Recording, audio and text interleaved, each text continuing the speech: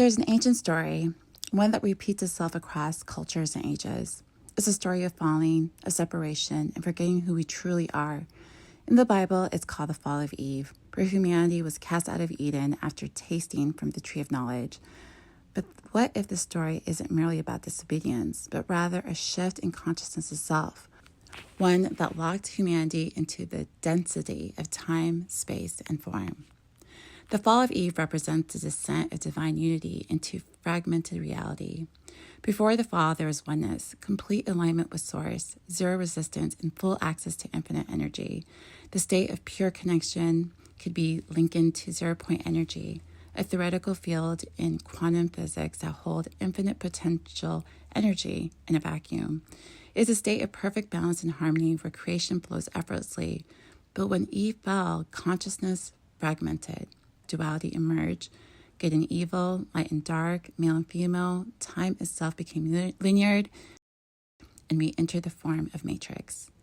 But time, as we know it, may not be as fixed as we believed. Throughout history, ancient civilization has spoken of ages, long epochs of time in which human consciousness rises and falls in cycles. The ancient Hindus called them yogas. The Greeks spoke of ages of man, the Golden Age, the Silver Age, the Bronze Age, the Iron Age. Each age represented a shift in human consciousness, an oscillation between unity and separation, between enlightenment and amnesia. In the Golden Age, humanity lived in divine harmony, much like the pre-fall state of Eve. There was no separation, no scarcity, no struggle, just pure connection with Source and limitless creative power. There was a time of zero-point energy in its purest form, when mind, body, and Source were one.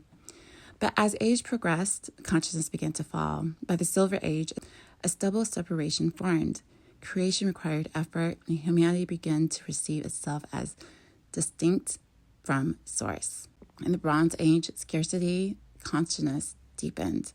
Power hierarchies formed, and humanity became governed by external authorities rather than inner divinity. And in the Iron Age, the age we're currently in, consciousness hit its lowest point. Time became rigid, materialism dominated, and the matrix grip over humans' perception became nearly absolute. This is the age of separation, fragmentation, and spiritual amnesia. It is no coincidence that the fall of Eve aligns with the fall of consciousness in the Iron Age.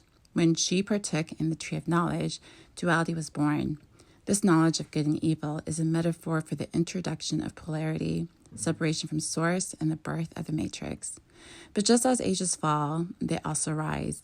We are now at the end of the Iron Age, and consciousness is beginning to shift again. The ancient cycles is returning. The next age, often called the Golden Age, is one where consciousness will return to unity, and time will lose its grip, and the matrix will resolve. In this state, zero-point energy, free infinite creative power becomes accessible again. This brings us to something remarkable in modern science. Time crystals. Unlike traditional crystals, which have repeating patterns in space, time crystals have repeating patterns in time. They exist in a state of perpetual motion without expending energy, divine conventional physics. In essence, they loop infinitely, never reaching an endpoint. This is exactly how the matrix traps humans' consciousness. The concept of time crystals mirrors the matrix itself, an endless cycle of birth, death, and rebirth. Every time we incarnate, we believe we are at the beginning anew. But in reality, we're looping, repeating experiences, lifetimes, and karmic lessons like a time crystal in perpetual motion.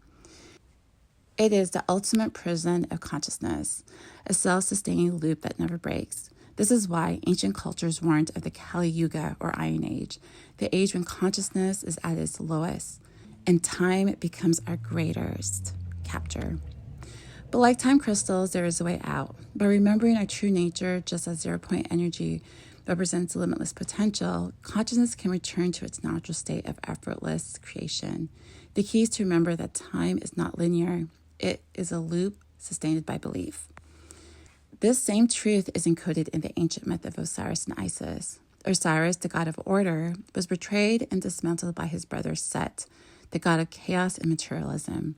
In his dismemberment, Osiris became trapped in the underworld, a symbol of fragmented consciousness trapped in the matrix. Isis, his divine feminine counterpart, searched for his pieces and resurrected him long enough to conceive his son Horus, the divine child who would restore order and balance. The myth is a direct allegory for human consciousness. Osiris represents our divine masculine, logic, order, connection to source that was severed when we fell into destiny of form. Set represents the matrix, the force of control, fragmentation, and separation. And Isis represents divine feminine, intuition, inner knowing, connection to spirit, that ultimately resurrected consciousness. When Isis conceived Horus, it signifies the birth of higher consciousness that can overcome the matrix. But notice, Osiris never fully restored. He remained in the underworld, just as our physical bodies remain bound to form. But Horus, the higher self, is born from this fragmentation, just as our higher consciousness is born when we break free from the matrix illusion. The matrix will not dissolve through force. It will dissolve through remembrance. As we approach the end of this Iron Age, something profound is occurring. Humanity is beginning to remember. Time itself is thinning, synchronicities are increasing, and the matrix is starting to fray.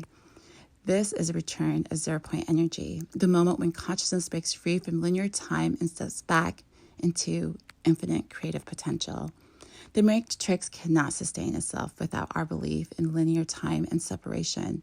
And like time crystals that loops endlessly, we have unknowingly participated in self-sustaining cycles of reincarnation and limitation. But once we awaken to the truth, the loop breaks. The golden age is not ahead of us. It's already here. It exists when consciousness moves beyond the illusion of time, scarcity, and separation. Like Isis resurrecting Osiris, we are now gathering the fragmented pieces of our awareness and birthing something new, an ascended state of being. The fall of Eve, the dismemberment of Osiris, the trap of time crystals all speak to the same fundamental truth. We are infinite, boundless beings, temporarily trapped in the illusion of time. The key to freedom has always been with us. And the moment we reclaim our connection to the source, the matrix dissolves. Time will not end. It will simply cease to control us. And in that moment, the ages will turn again, ushering the golden age where zero-point energy, divine balance, and effortless creation will once again become our natural state. And this is Makalesi. Thanks for listening. Peace.